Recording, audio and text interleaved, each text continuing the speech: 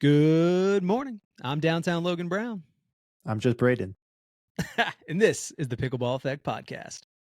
Welcome to our next episode. So today we're going to do three sections. We got paddle babble. Then we're going to do 3-0 to 5-0. Logan and I recently talked to James Ignatowich. He gave us some tips on some gameplay we shared with him. So we're going to talk about some of our key takeaways from that.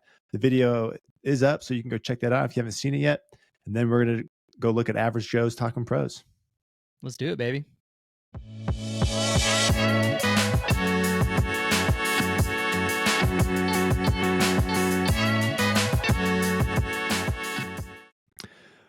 All right, Logan, it's Labor Day weekend, dude. Did you do anything fun? Man, all right. So my brother is expecting his first child in February. So today we had a gender reveal.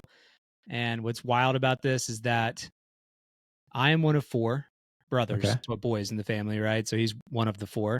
And my dad is one of three boys in his family.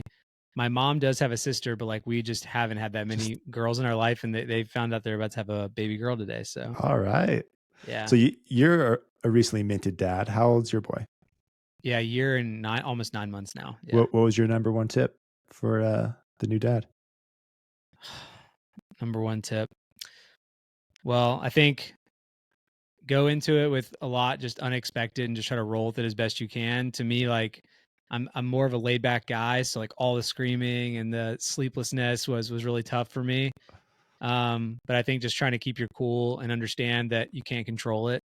It's like a mindset game, in my opinion. That's the way I kind of thought of it. What about you? I mean, because you're on number 3 soon. Yeah, coming up on 3 here. Yeah, dude, I think that's a good approach. Like, there's just so many ways to parent, and you're just gonna find what works for you. It's tough, but it just feels worth it.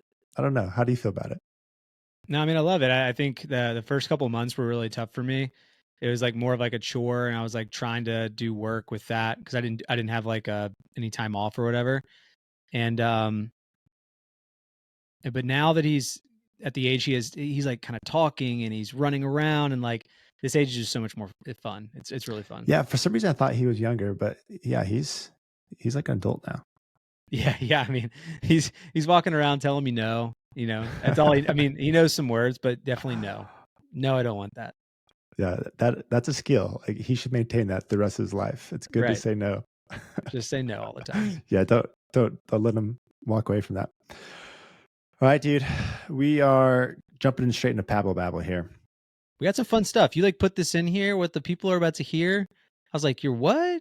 Why'd you Yeah. not get me involved? Like, all right, tell the people what you're doing.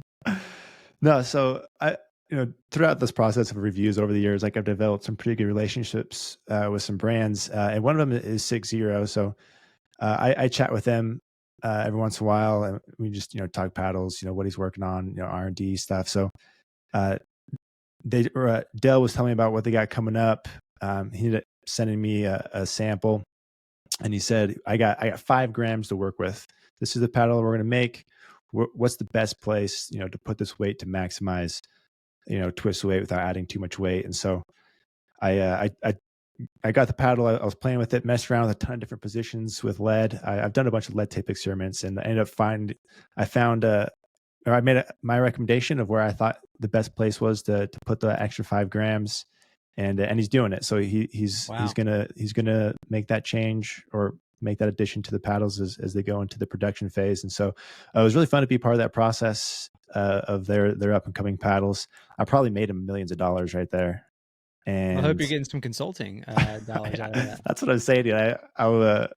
I did it, dude. I was just doing it because I enjoy it, but I need to create something like I don't know. There's so many labs, Selkirk Labs. I need a B Labs. The professor starting his I'm own gonna start lab. consulting and, and do some stuff. But no, it was fun. But I'm excited about their new release coming up. I think they're shooting for October, September-ish. Oh, that's fast. Yeah, it's coming up here in a couple months. Can you give us But understanding of like, I understand what you're doing with the lead, but I don't understand what is he planning to do to add this weight in the production side of it? Like, so how do you just go about, you're not just adding lead anymore. Like, what is he doing? right. I mean, he has like a target weight that he wants for the paddle, and so he can work with the manufacturer to add the weight where he wants to. And I'm not exactly sure how they do it. I don't know the specifics. I imagine that they just use like denser foam in those areas of the paddle or something to add. Mm. But I don't know the details of how he's going to put the weight in those spots. But that's what they're going to do. But yeah, dude, that's so it was fun to get, an early look at the paddle. It's super sexy. It looks really good. So Yeah, tell me about that. Like the design, is it a totally different shape? What was so cool about it? yeah, so it's the same hybrid shape. I know he's working on different shapes, but this release will be the same shape. I don't know how much he wants me to talk about it, but it's it's just an iteration on what he's made so far. And I know he has other paddles that are works that are more, I guess, bigger changes or bigger differences than what he's made in the past. But it's Got it. just this is just kind of an iteration on what he's been working on already or what he has out already. But it looks really good. So it'll be fun to have everyone see it, get their thoughts. Uh, but yeah, that'll be coming up in a couple months. And then I'm also kind of doing a similar thing with Vatic Pro. They sent me a prototype. This one wasn't as far along as the 6.0 one is, uh, but kind of same idea. I just wanted my thoughts on it, share some numbers and some just messing with it a little bit and share my feedback on it. But yeah, dude, B Labs. I think That's it's in my right. future. Well, I know you can't talk too much about the Vatic, but I was playing with a couple guys on Saturday that were big Vatic fans and play with the one was playing with the Prism, the other was playing with the sorry, I keep messing it up. The one with the hole in the middle. Yeah, the Um alchemy. Alchemy. And the guy with the Alchemy was just saying like it's quite a bit heavier than the Prism Flash, like noticeably heavier. I'm Yeah. not really sure why, but I mean, can you tell us a little bit about the direction they're trying to head with this new concept or Yeah, this one was pretty early on in the process. So I don't know. It was a different shape, like it was some different materials he was messing with, yeah. and it's pretty early on. I don't know what he's going to take with it, but those are the things you can kind of play with, right? Like new shapes, different facing or materials you can play around with. I don't know. There's just some small iterations you can make here and there, just trying to optimize, on what you already have. And I'm sure there's probably more than I realized that goes into what you can change and mess with.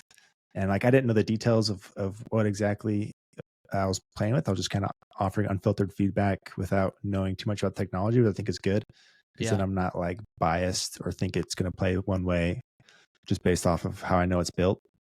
So it's kind of like a blind beta test. That's really fun. Yeah, Sweet. everyone's working on stuff. So I imagine I feel like kind of the end of the year, early January, February, March is when a lot of paddles are released. I mean, paddles are released all year long, but it seems like this is when we get the majority of them. We need to put together like I know you're gonna maybe talk about a complete guide to Rhombus. I think we need to put together a holiday guide because I mean someone's gonna have to win the gifting season, and I'm not sure which brand it will win, but I feel like we need to put together a little guide for people. Yeah, that's not a bad idea. We gotta look into that. There's Christmas guides for everything. Why not We paddles? Let's go do one for paddles. Yeah, talking about guides. So yeah, that's the next review I'm working on right now. I was hoping to have the Engage Pursuit Pros by now, but they haven't showed up in the mail yet. I was Hmm. planning on doing those next, but since that's been delayed, I decided to do a complete guide for all the Rhombus paddles. I did that review for the Nova a little bit ago, but Rhombus sent me all their paddles, and I know there's been reviews done on each one, but I was going to do a more just look at it more holistically, and because I think all their paddles are solid and have a place, and they're all pretty goodly, they're priced well. Yeah, more comparisons would be awesome because Tennis Warehouse used to do this. Maybe they still do, where you could choose a racket. Let's say I always played a Wilson racket and I could put it up against, like, for example, in high school, I played the In Blade. And Hmm. then they came out with the next iteration for Novak Djokovic, which was the K Blade.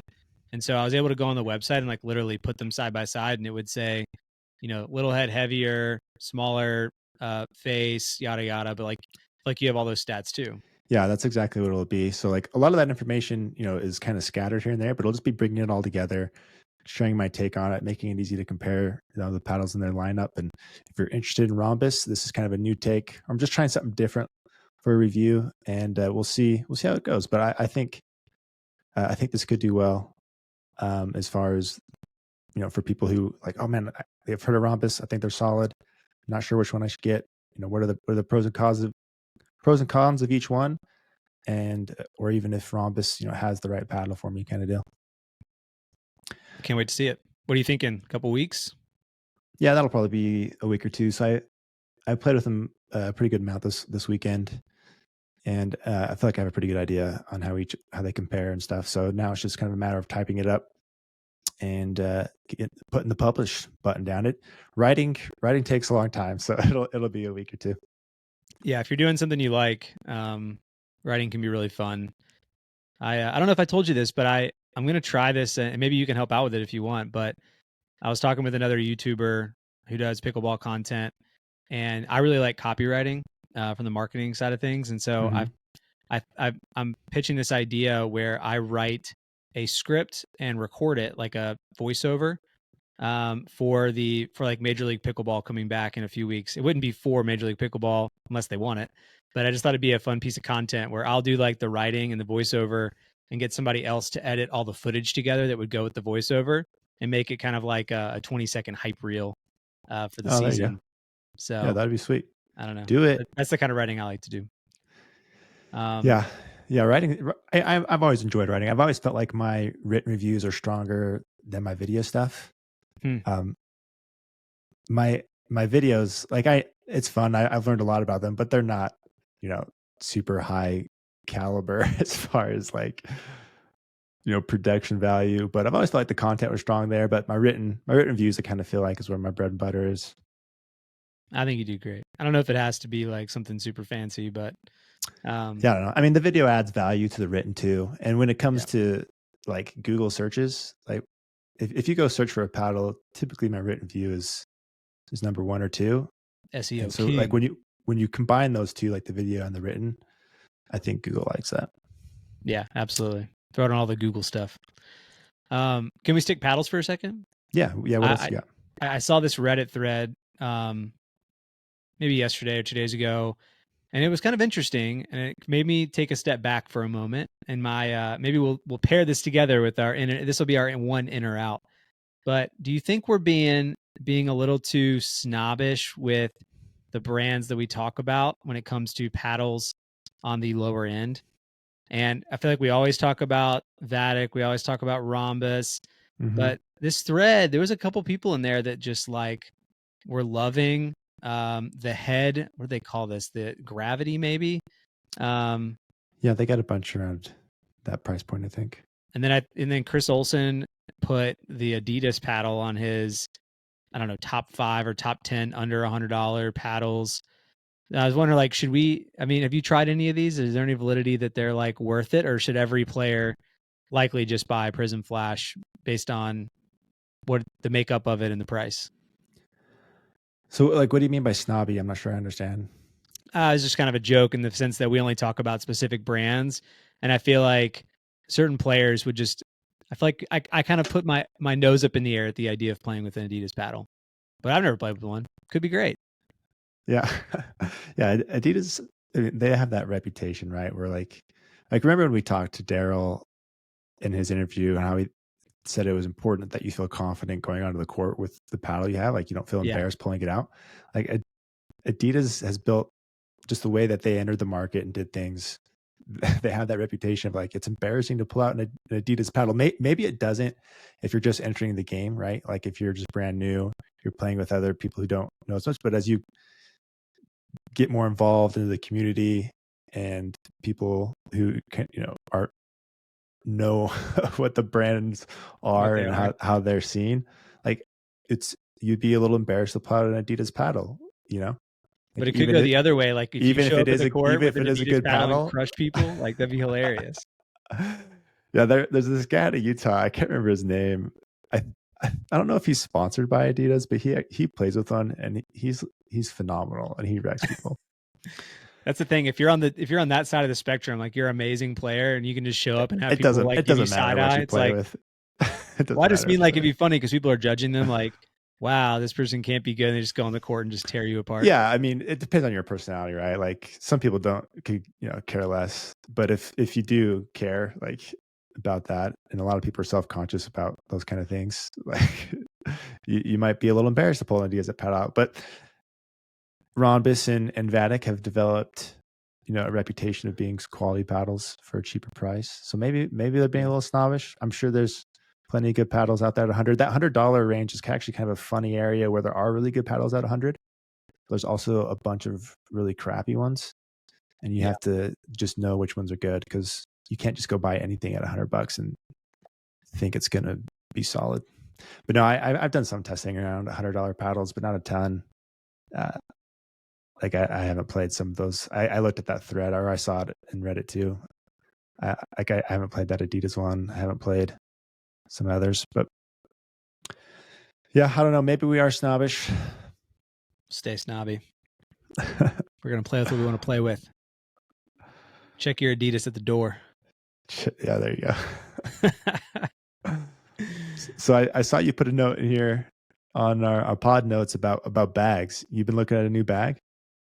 Well, I'm very opinionated on bags, Braydon. Okay, what's I did this. I love gear, and I was like this in tennis, where I can never find a bag that I loved. And like some of my criteria was that I needed a solid center pouch. I also wanted a shoe compartment and enough room for a few rackets. And then like all the little things, like the small pockets were important to me, because I would have like dampeners in there and my string. That way, if I need to get it restrung, I just have all the stuff with me. Now, fast forward to pickleball. I've only played with one bag, and it's the carbon backpack, which I like. But my beef with it right now is that when you put the shoes in there, you're really limited on space. So once I have like a 32-ounce water bottle Isn't and a every bag towel, like that though? well, that's why I Once you think put the maybe shoes there's in, better opportunity for design here. I mean, there's got to be. shoes just take up a lot of space. Like, how are they not going to take up space? Well, my opinion is that I think it'd be cool if you blocked off the space. Like, you know how the shoe compartment, like if you don't use the shoes, then you have like this full bag. Right. If you do use the shoes and it just like takes up all the internal space, like just give me a dedicated compartment that's just for the shoes. And if I don't want to use it for shoes, like already cuts out the space yes, of the main part, so you know like what is available. Exactly. Okay. Yeah. Okay. I'm So seeing there's it. this new bag. I don't know much about it, but I saw it on Instagram. It was by that brand Austria. I think they make a paddle as well, and it just looked pretty neat. Yeah, actually, so I did see that bag pop up. I think I saw it on Building Pickleball's story, and yeah, it looks interesting. It looks a little bigger, a little more duffel style. Astria, whatever. Like, who are these guys? Have you ever looked at them? So they have paddles, bags, but they're also like an indoor place up in like the in PNW. Washington, Spokane, Washington. Spokane. Yeah. Oh yeah, got it. So like, I'm from the East Coast. Sorry, brother. They got this mixed bag of stuff going on, an identity crisis. Okay. Yeah, I don't know much. I really don't know anything about them. I think I saw the same post you did. I just saw the bag and I was like, what I like bags that can go two different ways. The duffel, plus if they give you the backpack straps, that's pretty nice. And then if they can figure out the space, then I'm all about it. Yeah, I'll have to look into it. The one I've been digging. So I have the carbon backpack like you, and I like it. I use it still for a lot of casual stuff. But when I need more stuff, I actually have their like tour bag. You got to look into this one because it's pretty sweet. It's it doesn't do the thing that you want, where you put in the shoes and it's like a dedicated space. But I do like the way they have their pockets organized better. I do feel like I have more room for everything and easier access to like smaller items. That's kind of difficult to get to with the backpack, where you kind of have to dig in or open it up to get like a grip or something. Yeah. So I like the way this new one's set up. You think I'm gonna look like a tool if I show up with like a straight up tour bag to the park? You look like a tool no matter what. So I'm already in trouble. You just do you, Logan. Don't worry about them. Don't be the guy that's scared to pull out an Adidas paddle. I'm going with the Adidas paddle and the carbon tour bag. That's what I'm doing. You're better than that. You are more confident in yourself than that. Then I really am 3.5 at best if I do that.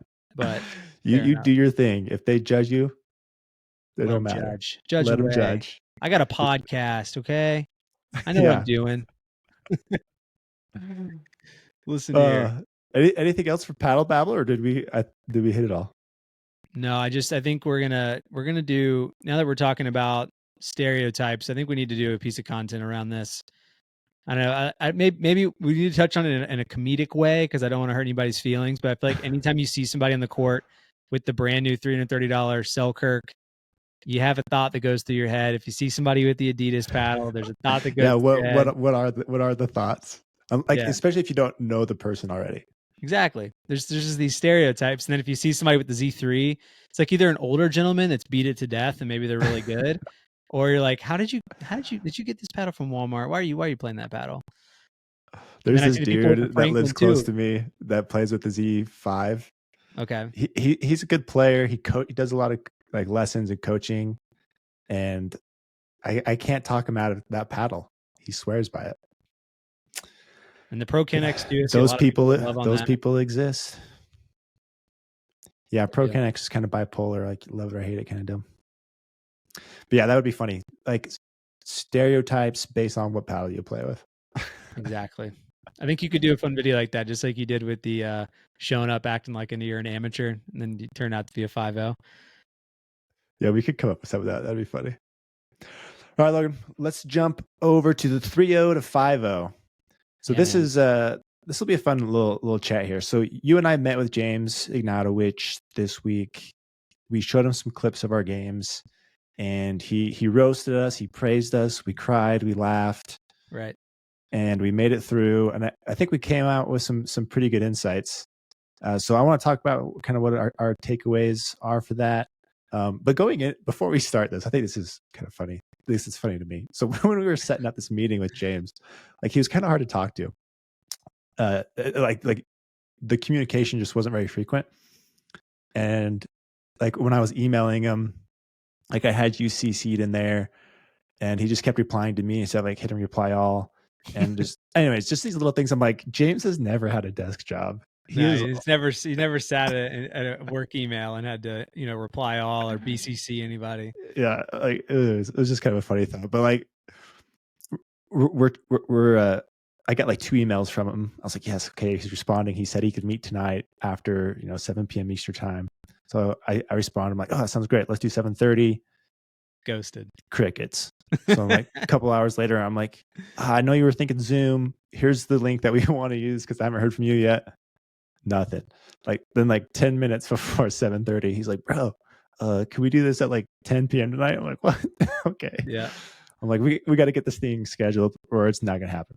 So I was texting, we were texting, and so you and I jump on blink at 10 minutes goes by, 20 minutes goes by. We're just talking, and they're like, all right, James, email him. He's like, oh crap. And then he finally just jumps on. But anyways, I thought it was kind of funny. For some reason, that just feels like that fits James. Like, did you get the same impression? Yes. Yeah. I don't know.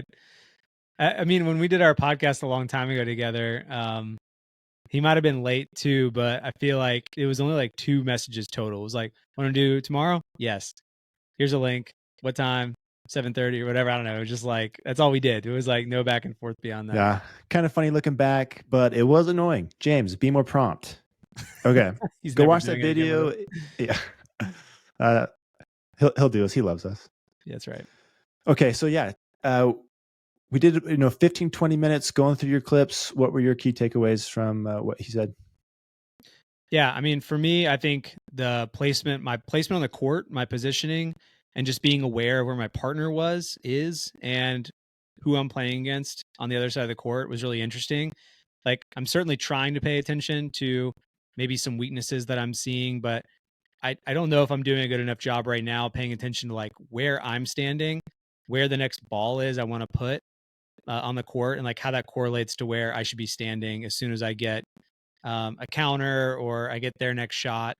And so some of that stuff was interesting. I think you and I want to talk more about the speed up stuff, which we talked a lot. Like, do you speed up off the bounce? If you're speeding up off the bounce, where are you putting the ball based on your location on the court? Those are the 2 like main takeaways for me. Yeah, let's stick on speed ups because there's a couple takeaways from me on speed ups that I thought was really interesting. So the first one was a clip about you sped up the ball at the person in front of you off of a middle dink. So it's traditionally taught, or you hear this all the time, that if you get a fluff dink, like attack it, right? Mm-hmm. So and that's what you got in that clip. You got the kind of a fluffier dink. It was in the middle. You sped it up. I think you did this in 2 different occasions. Won one, lost one. Yeah. And his advice was be very cautious speeding up off the bounce, even if it is maybe a little fluffier or an attackable ball, just because you have less options. You have less angles you can work with. So defending a speed up from a middle attack is easier for your opponents than speeding it up from one of the sidelines where you have more angles was the advice he gave. So did you like that? Did you agree? What were your thoughts on that? Yeah, I mean, I think I did. I have to take his advice for what I mean, like he's the pro, right? But I know for certain I was on the right in that case, and what I did was I was playing a right-handed player across from me, and I went to their left shoulder. So essentially, if they're already sitting backhand, that player could have just read my speed up and likely put it right behind me, meaning they could have gone back down the sideline because I'm on the Yeah, right. I didn't was have to do playing a much little, with it. Just block it over there. yeah, block it over there, and I would have been in trouble. And that happened to me some this weekend too. So trying to work on it, but still getting beat. Um, But I thought that was interesting. Like I think it's just so drilled into our heads. Attack, fluff, a fluff dink. But yeah, you have to consider location where you are on the court. If it's the right time, is there space? If they're just sitting there waiting for it, maybe it's not the best time to attack the ball. yeah, and I also just wanted to learn more about whether or not you should be speeding up off the bounce. He didn't like speeding up off the bounce much, and that's probably because in the pros, the hands are so fast and they're reading that play so well that doing it probably puts them in a poor position, maybe 8 times out of 10 or something. But at my level, I'm curious from your perspective too, like, do you like speeding up off the bounce if you know you can make it and you can put it in an advantageous spot for yourself at a 4-0 level, can you get away with that? And is that just bad practice or No, okay? I'm of the mind that speeding up off the bounce is totally fine. Yes, they know it's coming. It's less predictable, so you just have to be more precise with your target. I think is the advice there, because they know it's coming. And if you don't hit your target right, say the right hip or find some space, then it's probably going to come back hard because they're just sitting on it, right? Like they're looking for the speed up. Yeah. But and then when you're attacking out of the air, you don't often have to be as precise with your location because it's coming quicker. It's a little more surprising, and it's harder to counter that way. But no, I think as long as you're speeding up the ball in a variety of ways, like if you're predictable, you're only speeding it up off the bounce, that's your only way you attack, then that's not good. But if you have a variety of attacks and you speed up off the bounce every once in a while, like, yeah, I don't think there's anything wrong with that. But I do think there is some merit to what he said, and I liked that you have to be, a little more cautious speeding it off the bounce from the middle. He did say that if you're attacking out the air in the middle, like go for it. Yeah. That's what I was gonna say. He did. There was one clip where I did kind of flick it like a backhand flick out of the air and catch my opponent off guard, and he seemed to like that play just because we're taking a lot of the time out of the equation. If I wait for it to bounce, then I take a step back and then I swing. Otherwise, the alternative is I'm taking it straight out of the air. The other person should be caught off guard pretty easily. Yep. But yeah. And then sticking with speed ups, so this was one of the takeaways I got from it on attacking and speed ups. So I showed some clips where I lost some speed ups, and I had told him that like my weakest event is probably mixed. I just don't feel like I can generate the offense I need to all the time, and like I feel like I'm losing points I should be winning. So I showed him a couple of points where I lost, and he pointed out some of my locations I was picking and gave some advice on how to pick the best target. So when I am attacking a ball, whether it's mixed or just kind of in general, if it's off the bounce, I'm looking for, if I have space, or I'm typically trying to hit shoulders or like a hip, like on their dominant, on their paddle side hip. Yep.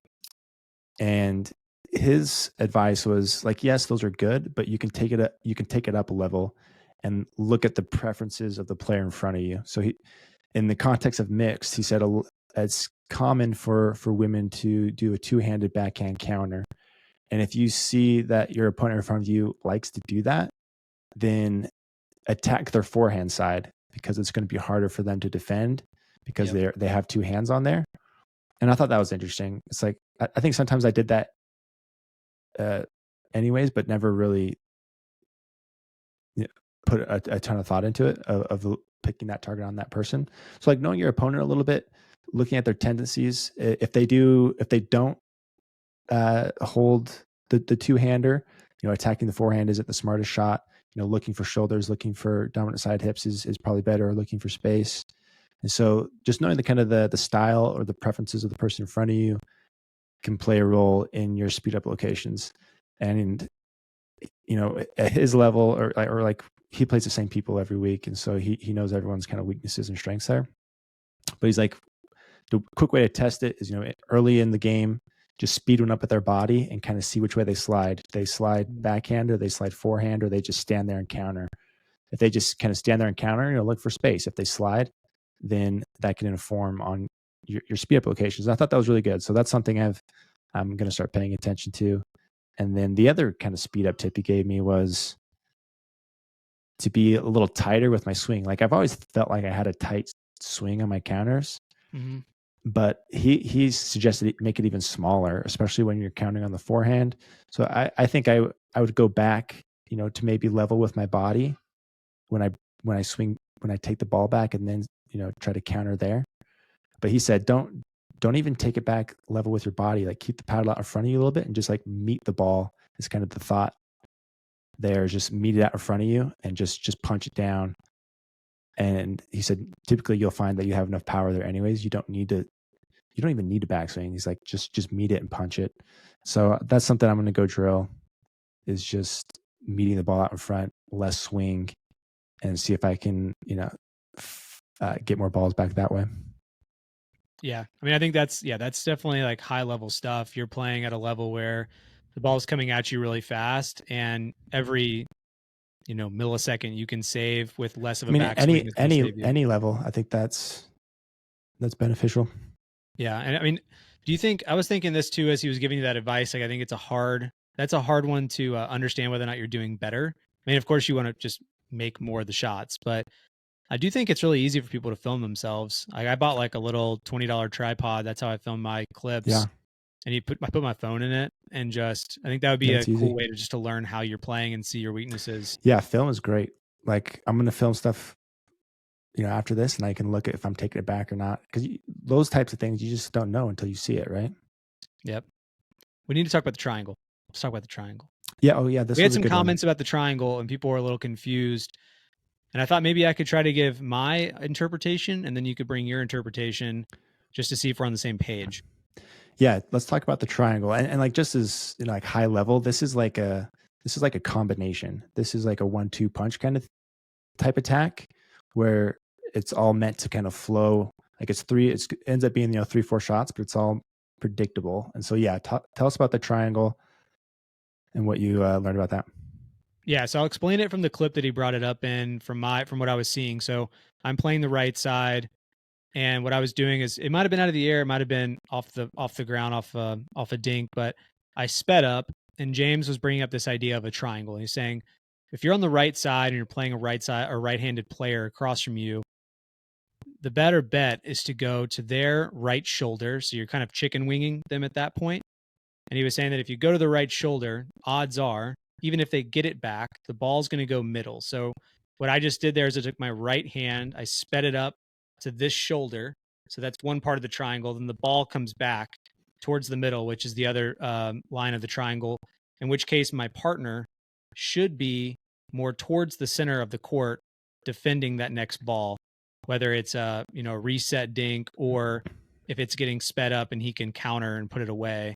That's what I understood from the triangle, but not sure if it was the same interpretation for you. No, I think you got it. Like if you're on the right side, you speed it up across his body, but yes, your partner should be looking for that, second attack off of the counter. But you, as the person who sped it up, you're also expecting it to go middle. So like if you attack forehand, don't stop in the middle and wait for the next one. like keep the paddle moving straight to your back, like just expect to go backhand. So you Mm-hmm. just continue the flow, and then you're already there for the next shot. So I think the benefit of the triangle, and I think he said, he talked to somebody and it was like 70 to 80% of balls when you attack across the body at that angle comes back, middle. So yes, your partner should be aware and be looking for the rebound, but you yourself should attack and then set up your backhand for the next one. So it's all like one motion.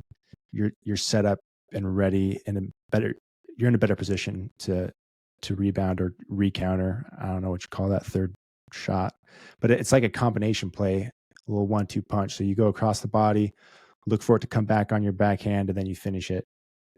And it's something that you can kind of plan on. It's predictable, and you can expect that. So I thought that was really cool. I'm going to mess with that more. Like, I'm just going to go drill with somebody, just go straight on, and I'm just going to attack across their body and just see where the ball goes, and look for the combination plays.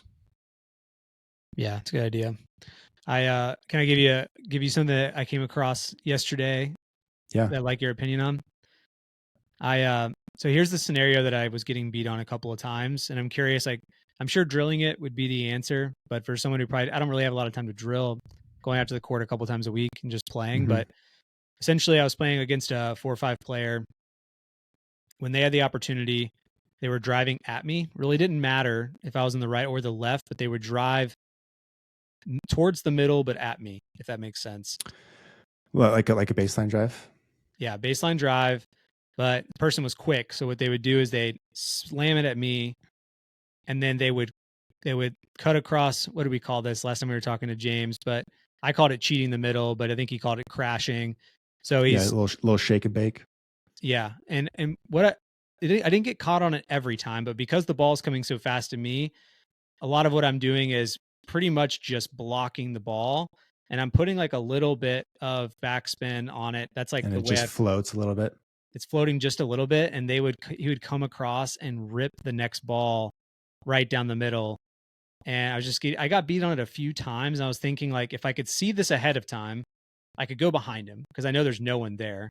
But Yeah. I don't know if I've gotten to the level where I can do that.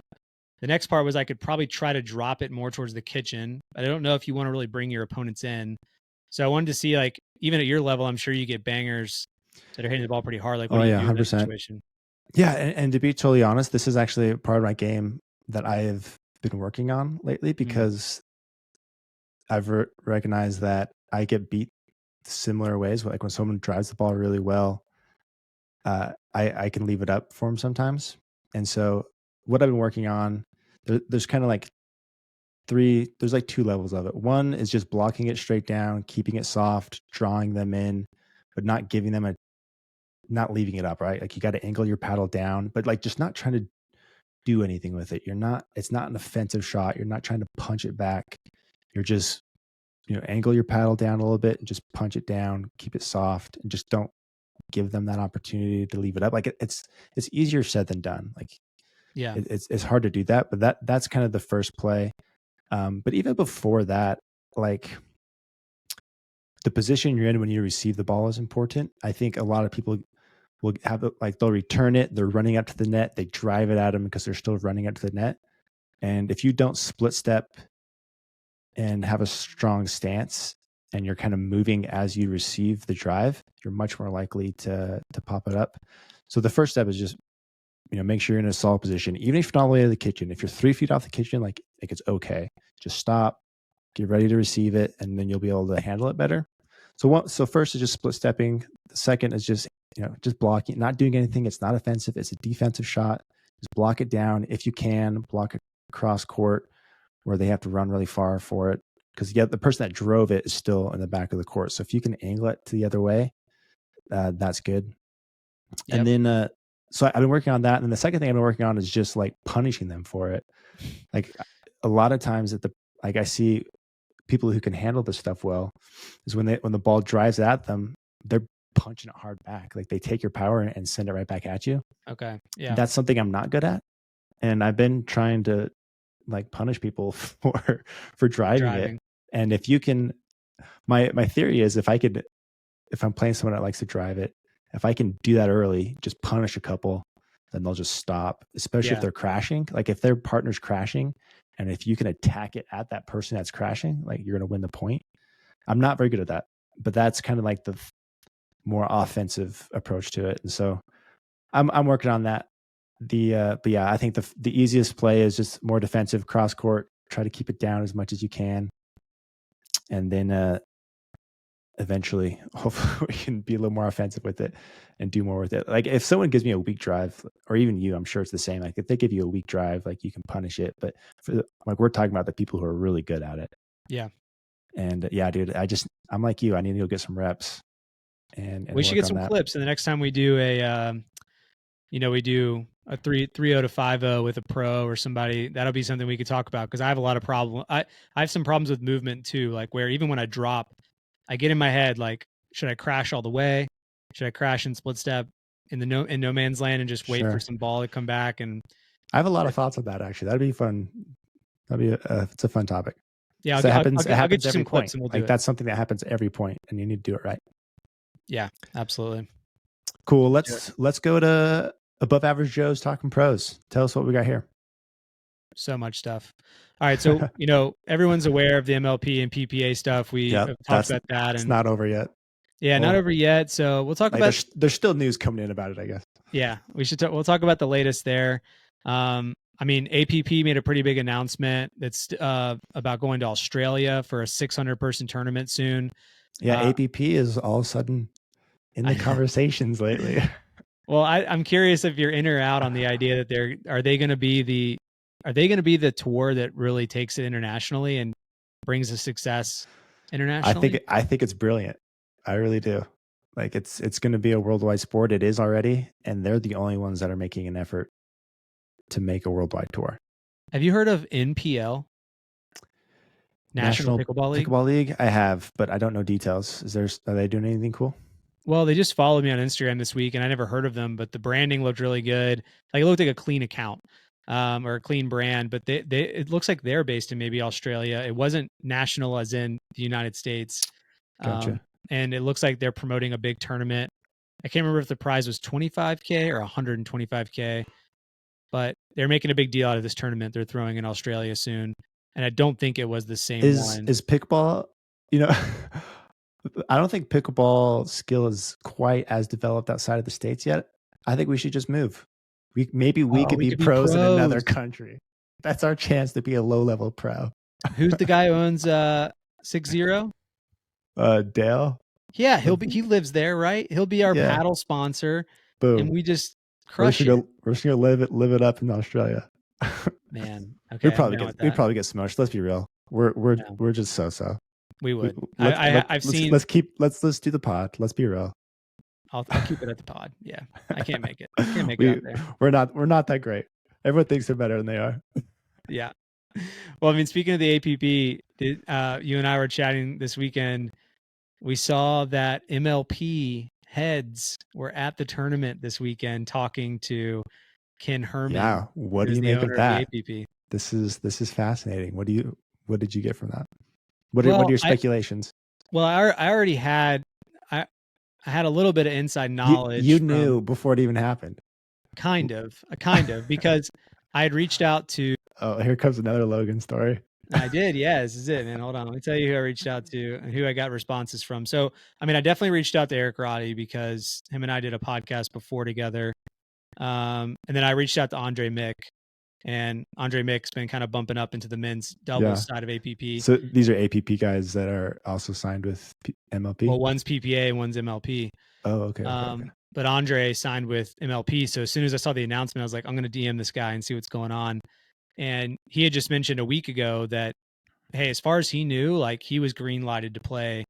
Him and all the rest of them, Paris, Hunter, all of them were green lighted to play APP in 2024.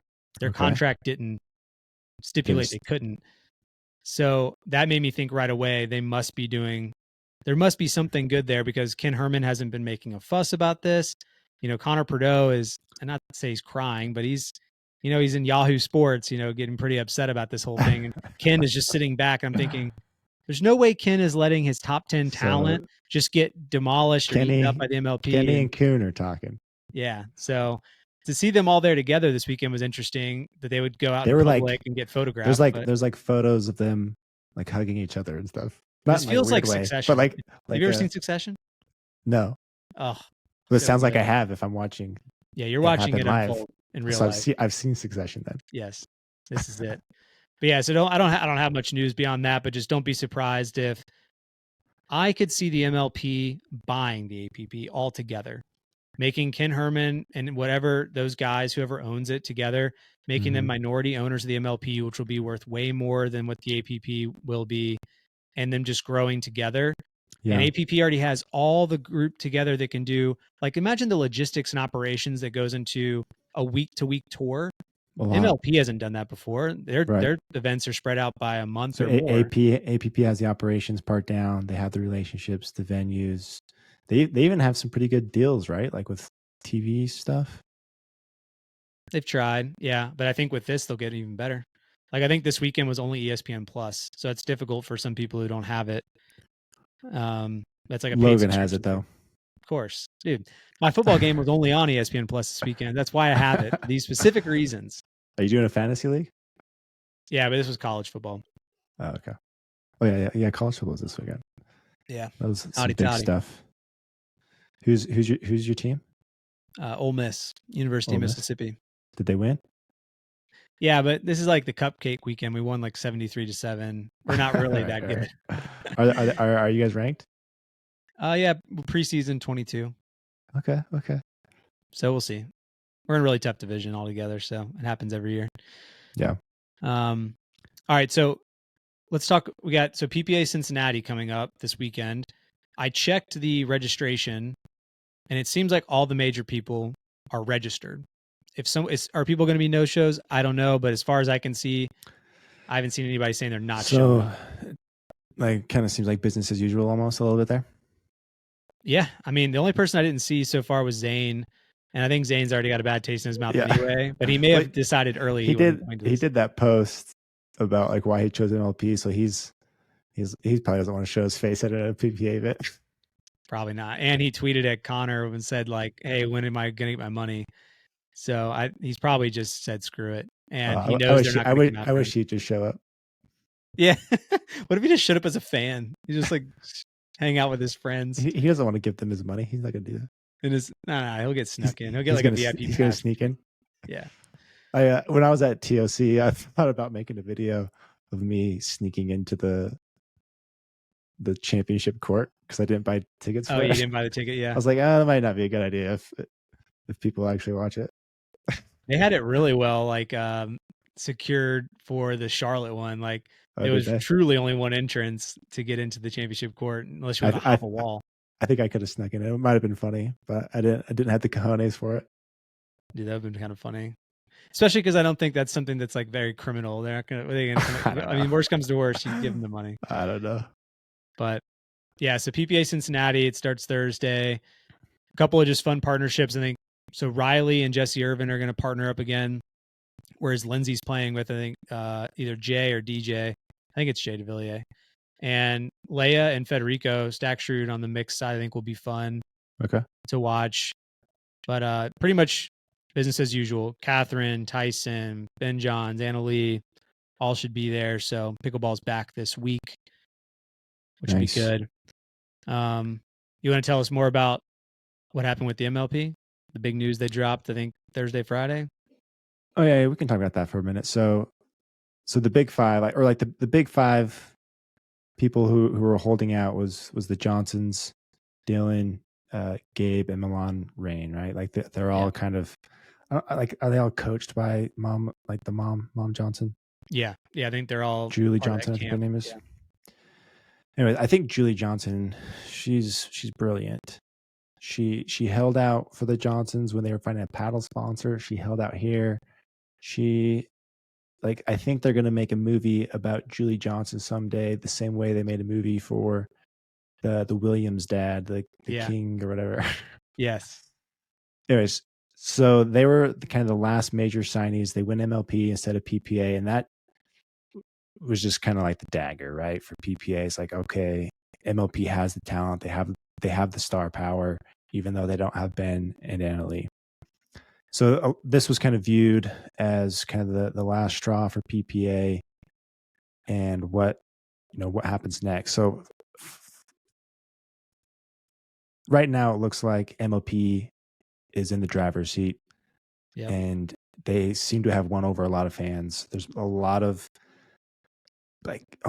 at least from the stuff I've been consuming and seeing, I feel like there's more positivity towards MLP and more negativity towards PPA as far as how they've treated players and been handling this whole situation and things moving forward. There's just so many stories, but I feel like the general vibe is, from what I've consumed, has been favoring MLP. But so what do you think, dude? Is PPA, like, are they done? Like, was that the dagger? Can they come back from it? I think it was definitely a dagger in terms of leverage. In terms of leverage, I think at this point, I don't think anyone knows, not even Jimmy Miller. I don't think anyone knows what the details were between the PPA and MLP and what stirred up this event to begin with. And the reason I say that is because I can't tell if the MLP just wants leverage to go back to the PPA and say, all right, fine, we'll team Dude, up with you, what we'll a do the cruel deal. joke But that would be. no, but I mean, what they can do is restructure the contract heavily to their benefit.